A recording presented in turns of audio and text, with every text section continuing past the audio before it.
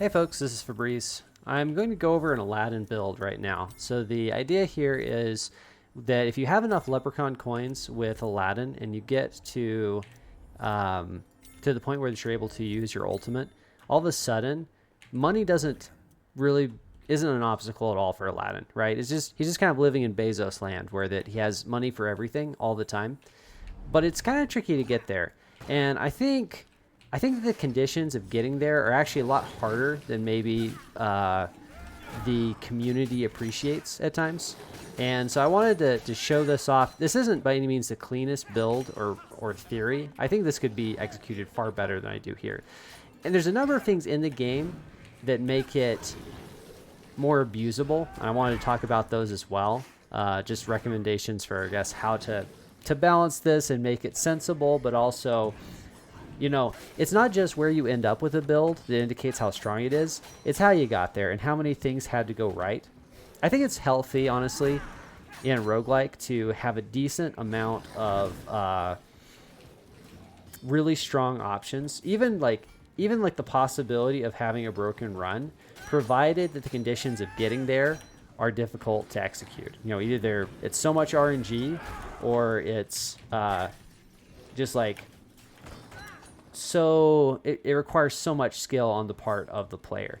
Now, as you're noticing in the background, by the way, this run, it didn't start out too hot, right? The ghouls kind of wrecked me. The run is really behind schedule at this point. And I think that's going to be interesting in terms of like when we reflect down the road, how bad the start is, how well we're also able to recover. But the basic idea, right, is that I am hard forcing Leprechaun coins. Anytime I see the opportunity, I am just going to print those off. And a Hope Diamond, which doubles the effect of the Leprechaun coins, is also not absolutely essential, but makes this a lot easier. So those are kind of the key items for me, are Leprechaun coins and the Hope Diamond. And Hope Diamond, by the way, right now is just insanely strong. One of the interesting things about the reroll system in Leprechaun coins is that whenever you die, if you have a whole bunch of rerolls left, the money, if you have, like Hope Diamond's whole thing is that the trade-off is that if you die, your money is gone, right? But if you have that money stockpiled up in rerolls, and Hope Diamond, all of a sudden, in Leprechaun coins and rerolls, all of a sudden that's not as scary. And so that's an interesting thing. I think it's strong. Again, I'm not dead certain that it's broken. There are players in the community that make it look really strong, and some of them are just like beasts of execution, and they can make anything work.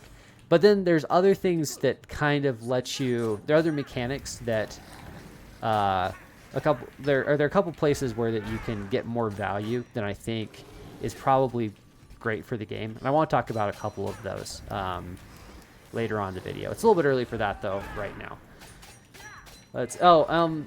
I guess that while we're building up to this, and this is, by the way, I have played enough Aladdin to appreciate how cool the design is, but my play is by no means optimal. There's a lot of things particularly in his kit, like movement oriented abilities, that I find really challenging to optimize. And I think that in general, one of the things that you need to have the expectation of when you're Nightmare or beyond that difficulty with characters is that your knowledge is the knowledge of a character, your comfort with the character will generally trump the design of a character. So and I think that if you played similar games or styles, the mechanics probably transfer over a little bit more smoothly. But I would say even, games that seem on the surface similar, like Hades, they don't really, like, all the mechanics and all the things that you can do that seem similar don't necessarily carry as much weight. I think that the level of skill and knowledge associated with characters in Raven's Watch is more similar to a MOBA than a lot of your action RPG. I mean, I guess that I don't want to speak for the whole genre, but particularly Hades, I would say it's just much more difficult to, I would say, flow with a Raven's Watch character. It really does take time to develop that skill. So I would say that that's really had an impact on my desire to be diverse in my picks with characters. I'm just much less confident switching off of, Scarlet. Scarlet is obviously like 99% of my videos. I'm far less confident about picking Scarlet. And by the way, going back to the background in the video that's playing, we've had really insane RNG right now. Getting this many Leprechaun coins, getting them when we did, the locations we did. We also got to use the shop. We got to do a duplication spell. I think, by the way, that there's maybe an opportunity. So, as it stands, if you get the minor shaping unlock right in the shop, it will duplicate at random one of your low rarity items. And I don't know that it would break it to be a little bit more expansive, to be targeted. I know that does make it a lot better, right? But the other side of this is that right now in the game, you're not really incentivized, and to see those rerolls, by the way, and all the free money we got, you're not really incentivized to take a low rarity item or any rarity item if you already have an item that you like. That's one of the problems, I think, right now, is that if you are offered an item for free, a lot of the time it's not a good decision right now to take it, which is a skill differentiating factor, definitely, right? I can appreciate that expresses skill, but I don't think it's the funnest mechanic. I think that as a player, if you want to take an item, it seems to me like it's cooler that the player just can take an item and isn't punished for taking an item. Unless, there's a very niche case. There's like a breakpoint potentially, or, an interaction that's niche. There's some cases there that I think are cooler ways of doing that. I guess that the other thing to think of is like in, say, Slay the Spire, you wouldn't take every card you're offered. And so I guess that you could argue that items are kind of filling a similar niche.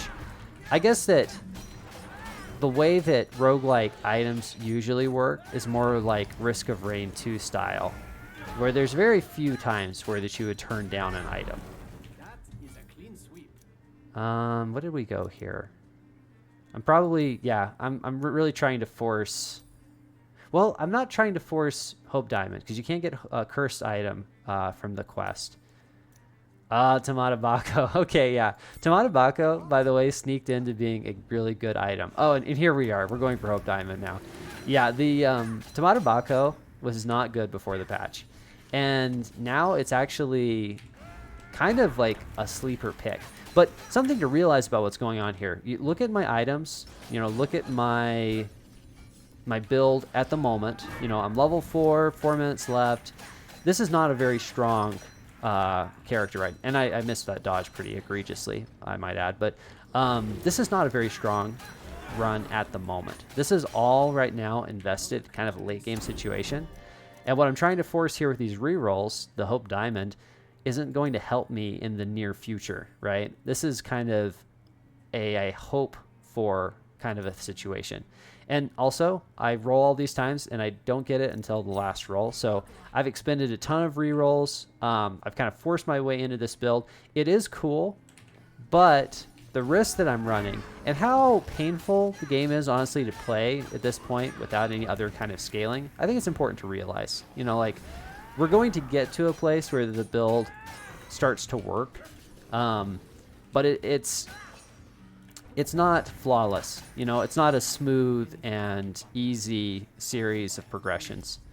Obviously, by the way, wells are a lot better right now than they would be normally. That's one of the things I do like, by the way, about the addition of all the in-game economy. The things that, like the Hope Diamond being really strong, Leprechaun coin, wishing wells, really, you didn't take them prior to the patch, the Avalon update. And now you do take them. They're objectively really solid. So I really like that diversity has come back in terms of the places that you're willing to go. So kudos to them. We're skipping ahead now to the boss fight. So I recall this is a pretty painful boss fight. We have Hungry Grass, which is a nice scaling thing, but not a whole lot of extra damage, honestly. And we didn't get to level 5.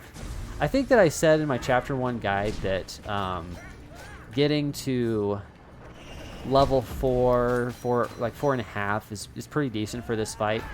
But that's very much dependent on the character and the situation. And I would say that being in this situation under sub 5, my build is what I've done, the sacrifices I've made and the concessions I've made is very built around the idea of getting to the ultimate. And so not getting the ultimate before I leave stage 1 is not great. And this build looks a lot better if I get to level 5 before I'm at this point. So yeah, you can definitely have a much better run with this than I'm going to have here. But is it broken better? I don't know if it's broken better. I think it's just maybe like objectively decent. Anyway, so this is going to be a very grindy fight. I skipped quite far ahead, but we're setting up, we're punching. We're going to whittle the boss down. And we do get to stage 2. And now with everything that we have, we're going to hit level 5.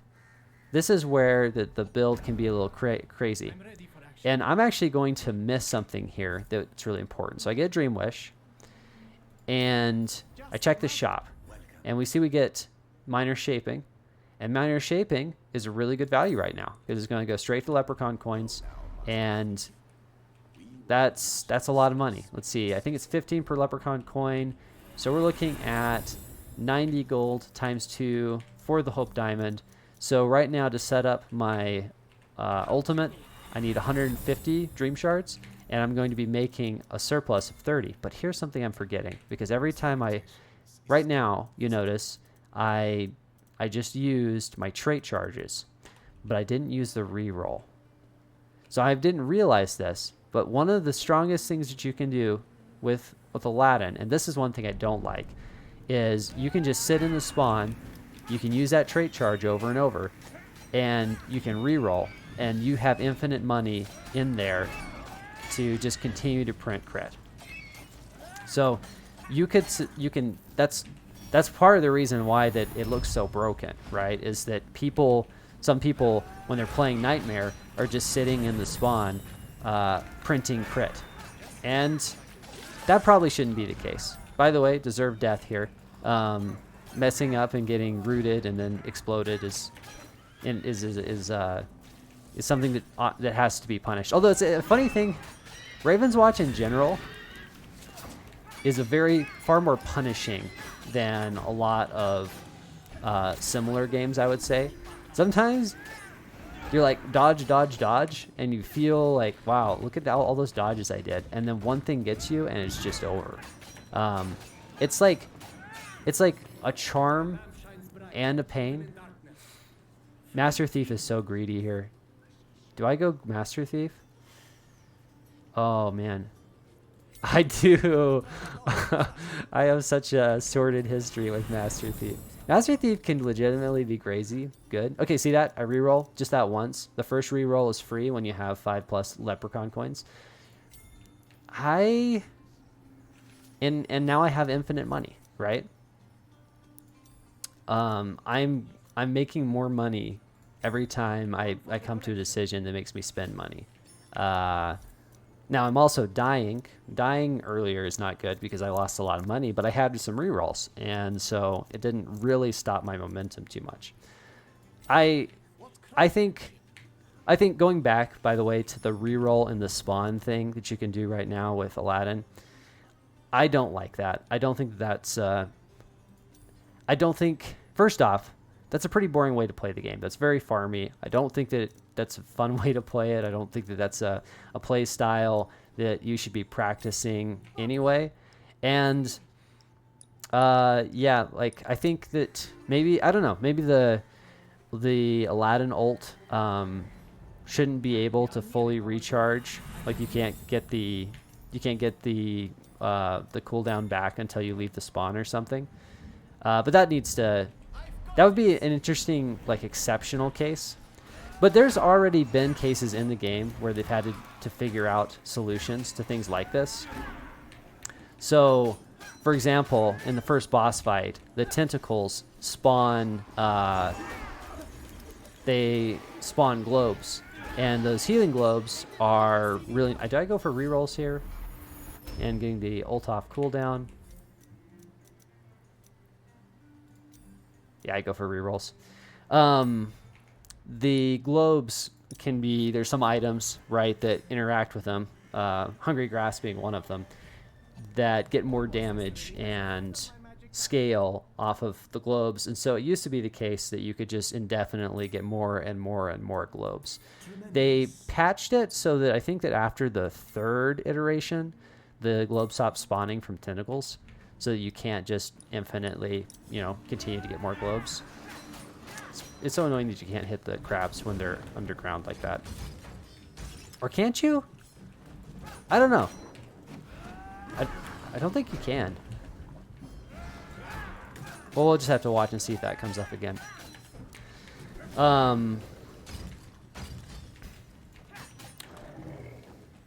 By the way, crabs chapter 2 are just...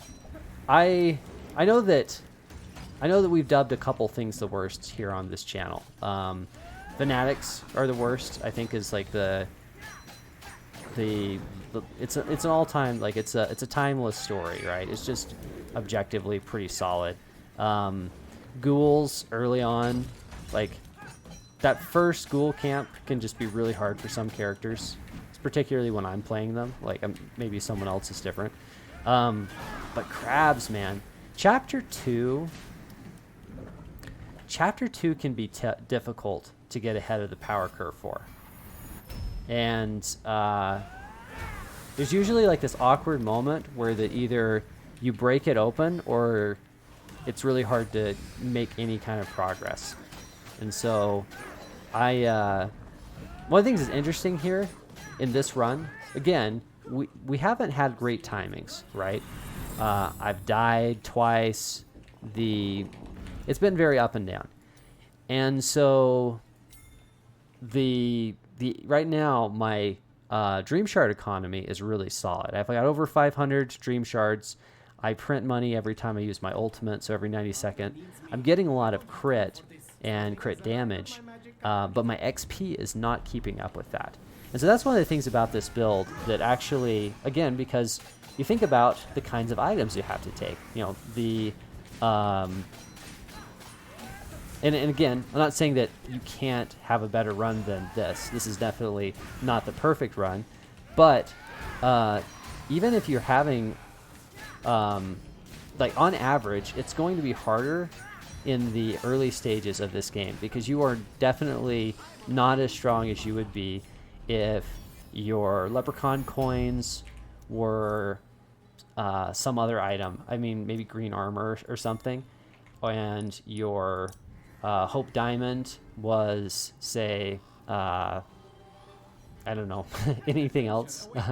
Raven Effigy. I mean, golden coated chainmail is super strong. Excalibur, although I guess, yeah, in this case Excalibur is really solid too. No, in that case, when I have infinite money, it's really solid. But in a base case, Excalibur is just not as dominant as it used to be. Still really good in the right situations. But so here's the thing: to recover from that is really easy because of the altar of heroes right now.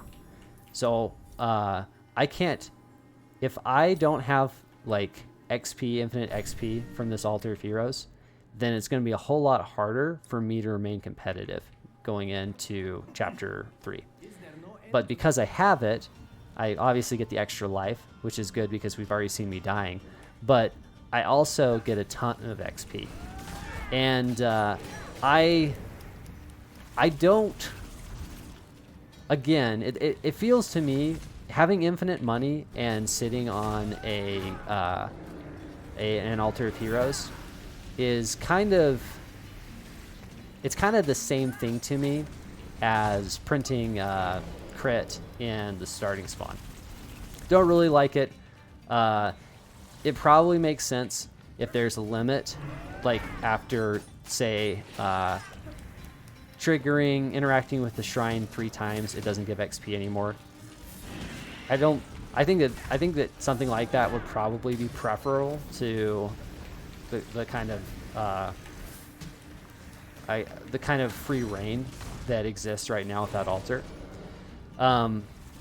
Because really, honestly, this run does not succeed if I'm not able to just go and, essentially rot my brain at the altar. Just loading up on XP that costs Dreamshards that for me are basically free at this point. So it's and we can see that, like, again, my leveling isn't great, but some of my instances of damage are getting bigger. This is not the craziest run, but we're starting to get to the point where that we're able to punch in our weight class. We're starting to hit on all cylinders. What else are we running here? That looked like almost exactly a third of my HP on that explosion. So I was checking for golden coat of chainmail, but that was not the case. Such a scary game. I think I took a little bit of a break. You might have noticed that the channel has been kind of quiet. Couple things happened there. First off, I'm ADHD. Found that out. That's cool. But also, I mean, probably connected. I got burned out a little bit. It's hard to when we have like a very almost died there. When you have like a very specific vision of something that you want to convey to the community, it could take a lot of time to get the result that you want, right? To have the run that's representative, at least generally, of what you want to exhibit. And yeah, I needed some time. And I'm not saying that this video is necessarily an announcement that things are back to normal. I think that I'm probably still going to be a little bit slower than I was earlier, but I think it's fun.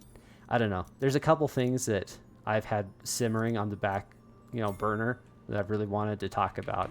So it's fun to finally get out and talk about them in this. So anyway, this time we're a little bit smarter. We're going to use our charges in the spawn, get the ult on cooldown, and get some free money, and then we just buy out the shop. That's one of the really strong things about it. But it's also cool that in the game as it stands, if you have infinite money, there is a limit to how much value you can get from it outside of the Altar of Heroes. The Altar of Heroes having infinite XP that you can just sit on and, I guess, milk. I don't think that's great at the moment. I'd like to see that change. But also, I don't know that the other numbers need to be tweaked so much. I know there's some back and forth about, how to nerf Leprechaun coin or Hope Diamond. I don't know exactly what will come of that. I think popular opinion, or at least the vocal opinion, and the based on the notes that the devs put out recently, I'm kind of expecting those to be tweaked. I'm not 100% convinced that needs to be the case. I think that might be a little bit of a strong reaction, and that there are other things that could be tweaked that would have essentially that would stop the most egregious cases. Because, yeah, I still don't know that this is that sustainable. Like, can a player who just understands this meta and is good at min-maxing, can they actually get this consistently? Can they get to enough Leprechaun coins and Hope Diamond and everything early enough to be on schedule?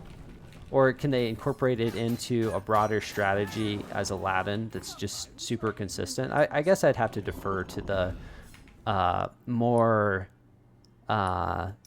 seasoned Aladdin players on that. I would guess that I can't personally. I'm not there. I can't do that. This is as close as I've gotten, and I would say that the pain paid at this point is, and I mean, and these aren't with any of the new modifiers either, by the way. Great addition to the game. Love the modifiers. So I feel like to some extent, players of that talent level are hard to balance the game around. I don't know. Maybe the modifiers balance them. Anyway, by the way, Chapter 3 is really scary. And sometimes it doesn't feel that way because you've scaled and you don't have to play the game the same way. Like, Raven's Watch late game is not as hard as Raven's Watch early game. Assuming that your build has come together in any sense. And some of that is that wind-ups. Like, you get very familiar with the wind-ups in Chapter 1. And you get more familiar with wind-ups in Chapter 2. And so, like, you can anticipate. But also, look how big the AoEs are and the move sets of the characters. And, like, how fast witches are. There's just so many things in Chapter 3 that... And also, this is something that they brought up in the patch notes for their upcoming changes. The scaling was kind of off in Chapter 3, like the damage scaling of enemies. So I think doing like a one chapter, using the modifier that lets you do just one. Okay, this is a mistake, by the way. This is another problem with this build, is that every 90 seconds you need to hold still and get off a button that is extremely vulnerable. So also, I didn't lose any damage there when I died, even though I have hungry grass. That's not what this video is about. I'm not gonna get distracted by that. Oh, and I think I get green armor here. Oh, I don't? Oh, I guess I get another leprechaun coin. No. I do get green armor here. Am I looking for something super specific? I must be. Golden egg, by the way, would have been nice if I got it way earlier. That's one of the other things about like the eco game. Okay, I just finally break down. I get green armor, and instantly, because I got Master Thief, I have tons of armor. Green armor is not maybe as loud. Maybe it's such a good item and probably a little bit too good. But also I'm kind of sad that they changed how Bloody Mary's mirror works, because I feel like the old interaction was way more conceptually fun with green armor. So I don't know, mixed feelings about that one. Anyway, I guess one thing to mention though is that there's a lot of items. So golden egg, dreamcatcher, I guess those are kind of the main ones that come to mind that are going to synergize with this, right? That they have an economic impact. Maybe less so dreamcatcher. I feel like dreamcatcher honestly maybe just don't take right now. I mean, there's nothing wrong with taking it if you've already got what you need. But if you're trying to do a leprechaun coin build, it's kind of bad to take because then it dilutes your common item magical object pool, and then you're more likely, if you get a good shop, to accidentally duplicate the dreamcatcher instead of getting a leprechaun coin duplication. So, yeah, mixed feelings about that. I do love the idea of having a whole lot of little items because of my my Risk of Rain 2 roots. But anyway, yeah, golden egg though really does well with this. Every time you spend money, you get damage, and you spend a lot of money with this build. It's if I got a couple of those early, I honestly probably should have rolled for them in Chapter 1. go ahead. Don't worry about getting the attack damage, although the attack damage is good. Just kind of go for the greedier golden egg, and then when I spend all of that, I start spending a ton of money in Chapter 2 and early in Chapter 3. That gives me a really strong start. So that's something I might have emphasized more. And the damage is real, by the way.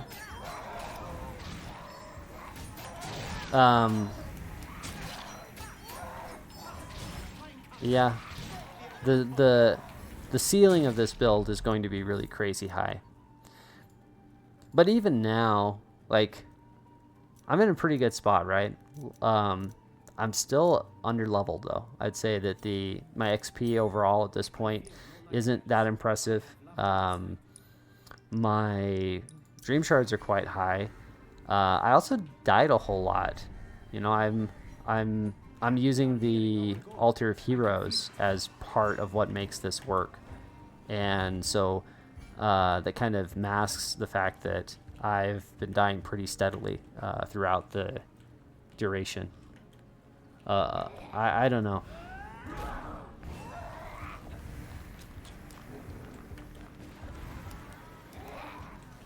And these witches can do a whole lot of damage all at once. It's interesting that they block out abilities. But not necessarily in a bad way. Also, the armor gets really good at this stage. Like a large stack of armor. I mean, obviously it's always going to be good, but the investment of getting 1 or 2 green armors, the value is so high. Armor in early Chapter 2 is so much more valuable than just like raw HP. Assuming that you've kind of gotten a little bit of HP, tick that up throughout Chapter 1 and 2. The armor really takes the edge off of the incoming damage. So highly recommend that as you're coming through, don't neglect armor, particularly when it's so cheap in the form of green armor when you already have stacks of common items.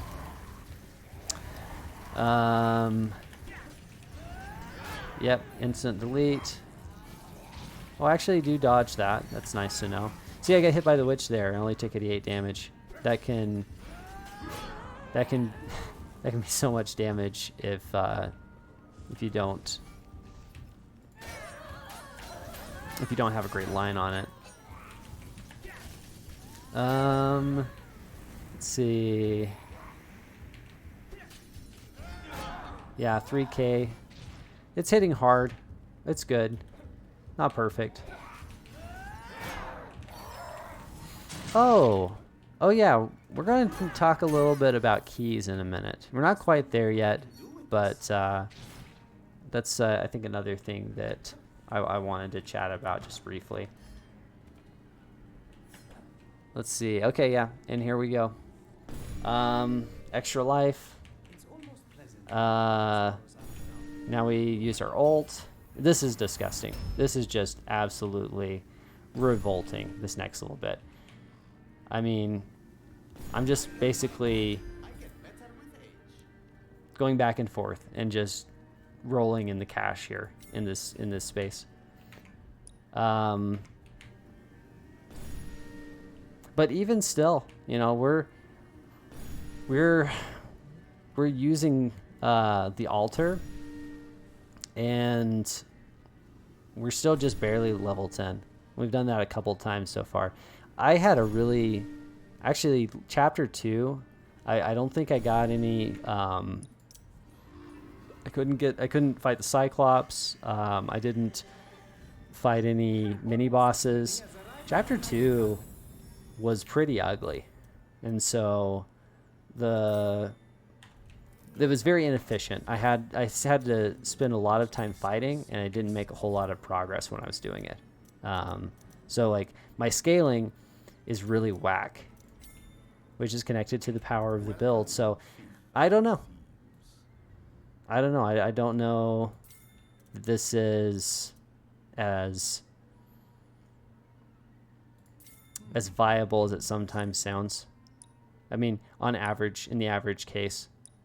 Anyway, at this point, one of the things, by the way, I really like about the Avalon map, Chapter 3, it's way easier to path and cover everything, right? To get through the map and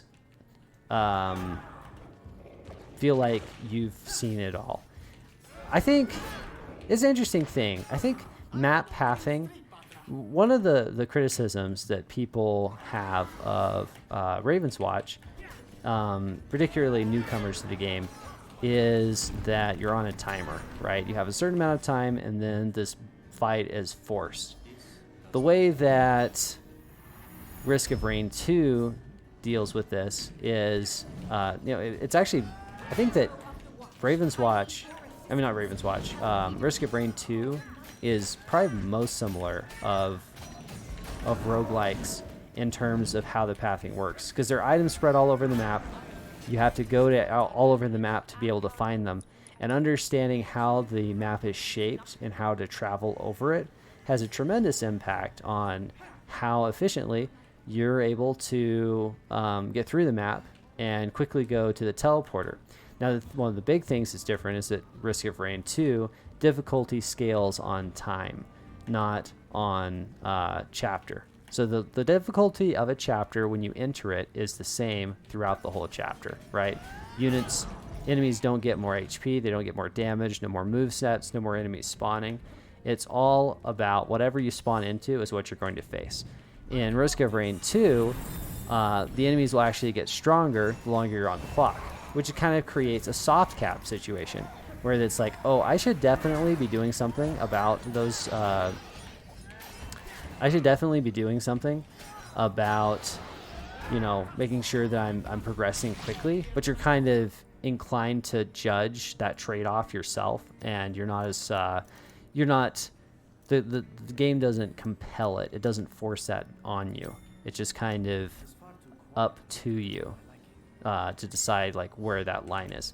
I think that's elegant. I understand it's fine, though. I think I like what Raven's Watch does as well. I don't think that there's I don't know that, and the thing is, Raven's Watch is kind of unique in that it has this kind of dungeon crawlery feel to it, but it's not actually a linear design. It's very ambiguous and open, and it kind of invites you to explore and to walk around. So like a lot of games, Gunfire Reborn, Hades, Sworn more recently, they have kind of this luxury that they take you from room to room, and so the pace of the game doesn't have to be on a timer. I think there's a place for that and for this, and now that we have the custom modifiers, you're able to change the game so it isn't time bounded, which is nice. But one of the places where that I think maybe there is room for improvement is with the key system with boss battles, right? So for mini boss fights, you have to find a key before you fight the mini boss. And I think overall, one of the challenges that Raven's Watch has is that the times when, you don't really want to stop and fight everything, right? You know that the best way to play the game is to progress quickly between points of interest. So that's a theory, right? That's the thing that you're supposed to do if you want to play the game well. What can be frustrating then is 10,000 damage crit, by the way. What can be really frustrating then is that, okay, that's what I'm supposed to do, but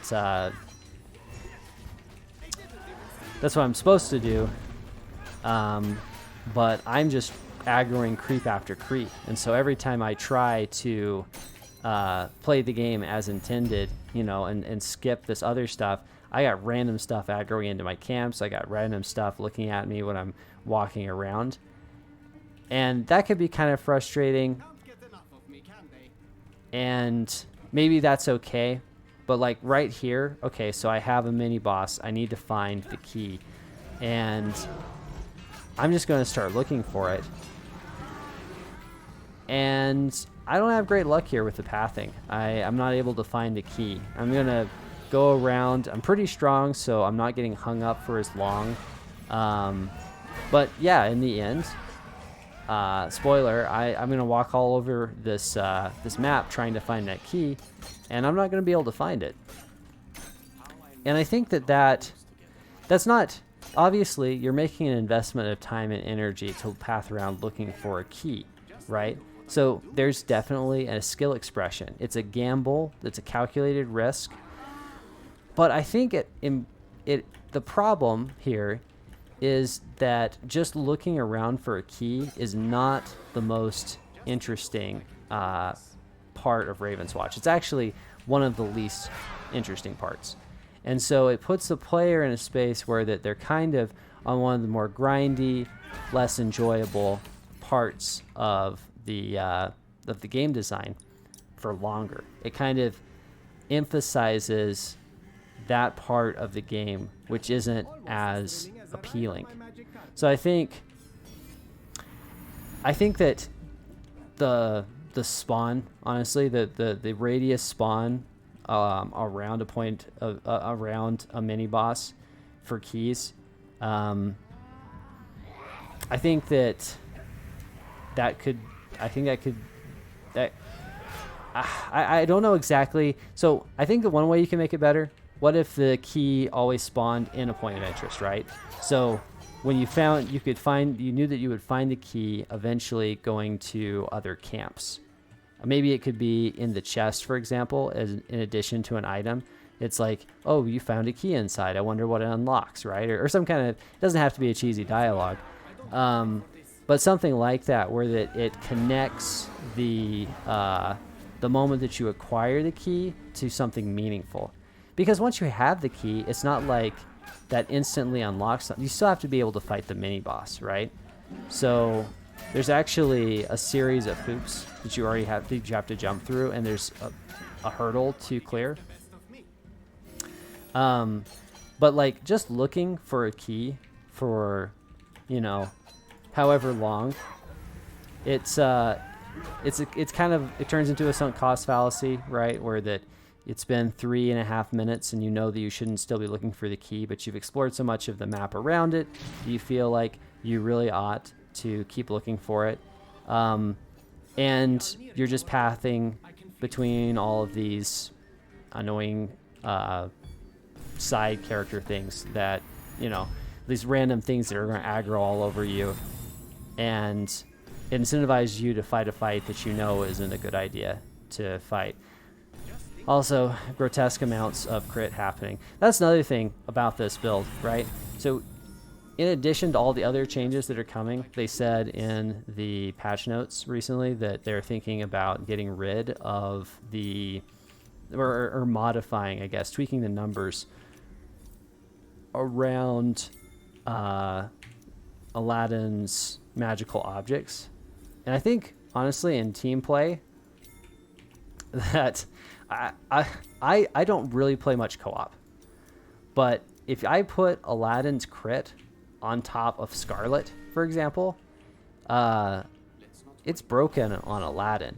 But if you just have Aladdin out there just like printing crit and it's affecting your Scarlet as well, like sheesh, that is nasty. And I guess it's probably similar for Beowulf as well. I play Beowulf quite a bit less. I don't have enough time. But anyway, so I guess so that's one of the things that makes this build click, though, right? You can basically buy free crit. You have infinite money. You can spend all of your money all the time on everything, right? Like, so there's so many things that we're going to affect with a change to Hope Diamond and to Leprechaun Coin. But they're also planning to change the crit. Like they don't want crit builds to be as easy to abuse as they've been up to this point. And I'm curious to see how that's going to work, because I feel like you could potentially kill a lot of interesting things in the game. I think that particularly stuff like this might just be completely dead, which isn't the worst thing, but I feel like honestly it could probably live on in a way that would be interesting to play without being broken. So I'm a little sad if that ends up going away.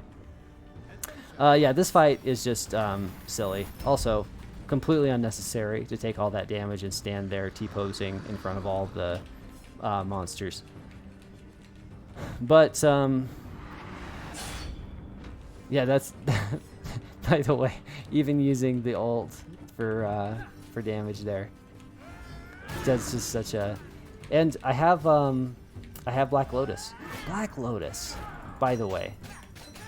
Such a resurgence, because that has never been a hot pickup, a hot commodity in well, I guess it's been okay, but it's so much better after the Avalon update.